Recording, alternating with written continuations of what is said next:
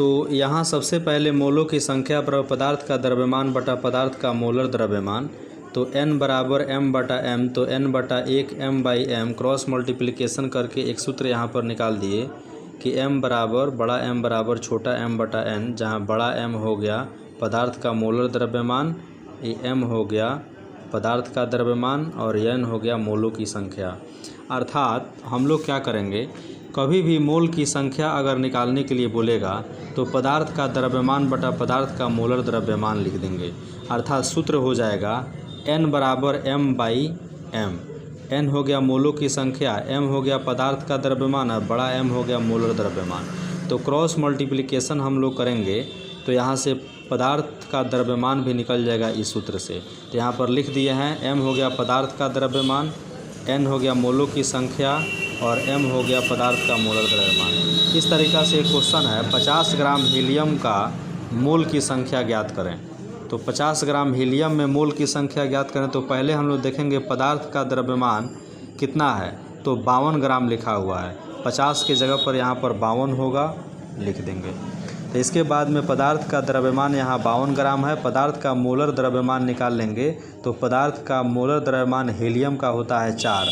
इसीलिए सूत्र से मोलों की संख्या बराबर पदार्थ का द्रव्यमान बटा पदार्थ का मोलर द्रव्यमान, अर्थात 52 बटा 4 13 हो गया, यानी कि मोलों की संख्या 13 हो गया। इसके बाद में क्या होगा, सबसे पहले आपको एक क्वेश्चन पूछ सकता है कि 5 मोल हीलियम का द्रव्यमान ज्ञात करें।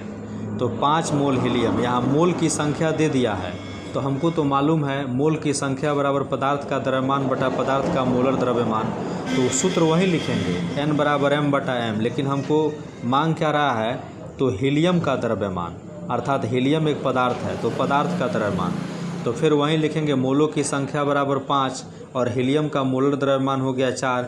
इसलिए सूत्र से n बराबर m by m, 5 by 1 m by 4 cross multiplication करेंगे m बराबर 20 ग्राम। इसी तरीक़ा से एक और क्वेश्चन क्या पूछता है कि अगर दिए गए कणों की संख्या रहे, अगर किसी क्वेश्चन में कणों की संख्या दे दे और तब कहेगा कि मोल की संख्या ज्ञात करें। उसमें पदार्थ का द्रव्यमान दिया था, तब कहा था मोल की संख्या ज्ञात करने के लिए तो हम लोग पदार्थ का द्रव्यमान बटा पदार्थ का मोलर द्रव्यमान बनाए थे। इसमें अगर कणों की संख्या दिया रहे तो इसके लिए सूत्र भी वही होगा, मोलों की संख्या बराबर दिए गए कणों की संख्या बटा एवोगाड्रो संख्या। एवोगाड्रो संख्या को n नॉट से लिखते हैं, अर्थात एवोगाड्रो नंबर भी होता है, कहीं कहीं आप लोग देखेंगे 6.023 इंटू 10⁻23, यही एवोगाड्रो संख्या है। तो इस पर क्वेश्चन भी बनाना बहुत आसान है। जैसे हम एक क्वेश्चन लेते हैं यहाँ पर कि 12.044 गुना 10 के पावर 23 हीलियम, 10 के पावर 23 हीलियम परमाणुओं की संख्या का मोल की संख्या ज्ञात करें। मोल की संख्या ज्ञात करें, कोई प्रॉब्लम नहीं है। फिर हम वही सूत्र लिखेंगे, मोलों की संख्या अर्थात n बराबर, अभी कण की संख्या दिया हुआ है तो यहाँ से हम क्या करेंगे, दिए गए कणों की संख्या, इसको बड़ा n से लिखते हैं, बटा एवोगाड्रो की संख्या अर्थात n नॉट से। इस तरीक़ा से सूत्र हमको मालूम हो गया। अब n बराबर दिए गए कणों की संख्या क्या दिया है, अब इसको हम लोग लिख देंगे क्या, 12.044 गुना 10 के पावर 23 बटा एवोगाड्रो की संख्या तो आप लोग को मालूम है 6.023 इंटू 10⁻23।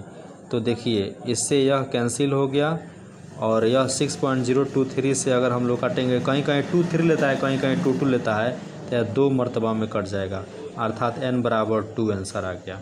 तो इस तरीक़ा से विद्यार्थी हम लोग किसी भी क्वेश्चन को बना सकते हैं।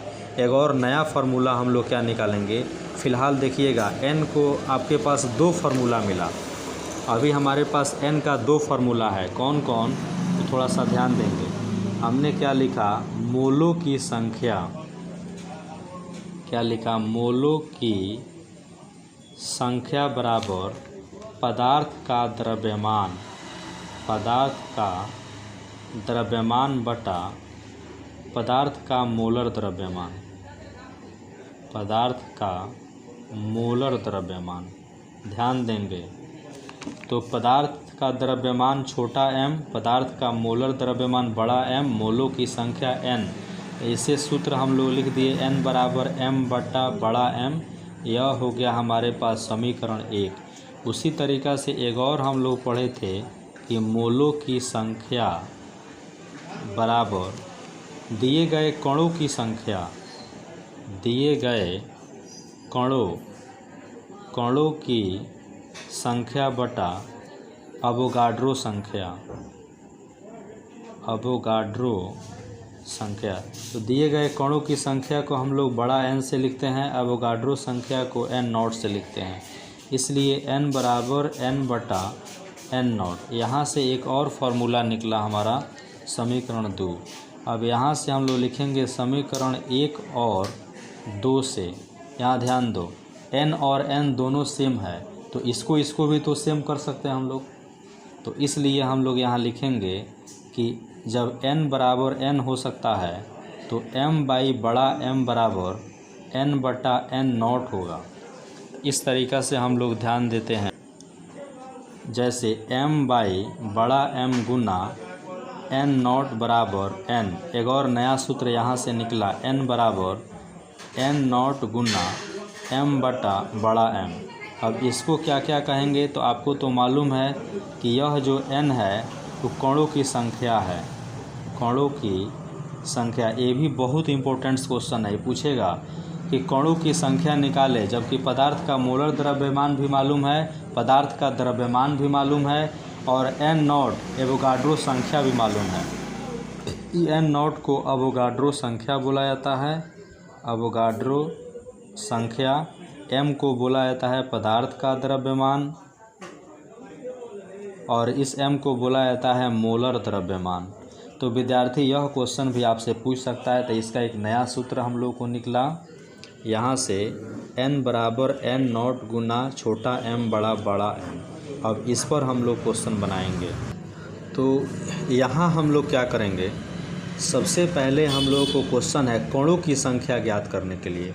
तो 46 ग्राम सोडियम परमाणु में द्रव्यमान की संख्या की बात कर रहा है।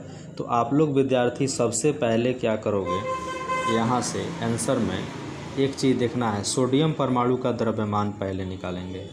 सोडियम परमाणु का द्रव्यमान, तो सोडियम परमाणु का द्रव्यमान इसको हम लोग छोटा m से लिखते हैं।